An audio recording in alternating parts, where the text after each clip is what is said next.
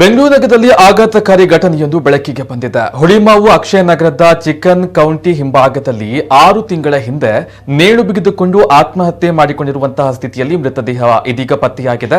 ನೇಪಾಳ ಮೂಲದ ಮಹಿಳೆ ಪುಷ್ಪಧಾಮಿ ನೇಣಿಗೆ ಶರಣಾಗಿರುವಂತಹ ಮಹಿಳೆ ಎಂಬುದು ತಿಳಿದು ಬಂದಿದೆ. ಕುಟುಂಬ ಕಲಹದ ಹಿನ್ನೆಲೆ ಆಕೆ ಆತ್ಮಹತ್ಯೆ ಮಾಡಿಕೊಂಡಿರುವಂತಹ ಶಂಕೆ ವ್ಯಕ್ತವಾಗಿದೆ. ಆಕೆಯ ಮೃತದೇಹ ಪತ್ತೆಯಾಗಿರುವ ಸ್ಥಳದಲ್ಲಿ ಚಪ್ಪಲಿ, ನೆಕ್ಲೆಸ್ ಹಾಗೂ ಇತರ ಕೆಲವು ವಸ್ತುಗಳು ಪತ್ತೆಯಾಗಿದೆ. ವ್ಯಕ್ತಿಯೊಬ್ಬರು ಕೊಟ್ಟ ಮಾಹಿತಿಯ ಆಧಾರದಲ್ಲಿ ಸ್ಥಳಕ್ಕೆ ಭೇಟಿ ನೀಡಿದ ಪೊಲೀಸರೇ ಆ ದೃಶ್ಯವನ್ನು ನೋಡಿ ಆಘಾತಕ್ಕೆ ಒಳಗಾಗಿದ್ರು.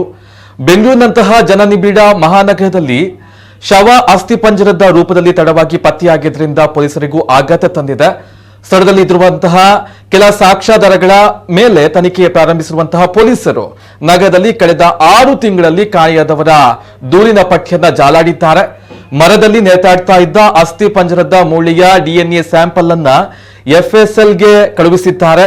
ನಾಪತ್ತೆ ದೂರುಗಳ ಪಟ್ಟಿಯನ್ನ ಪೊಲೀಸರು ಹೊರಗೆ ತೆಗೆದಾಗ ಕಳೆದ ವರ್ಷ ಜುಲೈನಲ್ಲಿ ಹುಳಿಮಾವು ಠಾಣೆಯಲ್ಲಿ ನೇಪಾಳಿ ಮಹಿಳೆ ನಾಪತ್ತೆ ಕೇಸ್ ದಾಖಲಾಗಿರುವುದು ತಿಳಿದು ಬಂದಿದೆ. ಘಟನಾ ಸ್ಥಳದಲ್ಲಿ ಸಿಕ್ಕಂತಹ ವಸ್ತುಗಳನ್ನೆಲ್ಲ ಹೋಲಿಕೆ ಮಾಡಿ ನೋಡಿದಾಗ ಇದು ಅದೇ ಮಹಿಳೆಯ ಶವ ಎಂಬುದು ತಿಳಿದು ಬಂದಿದೆ.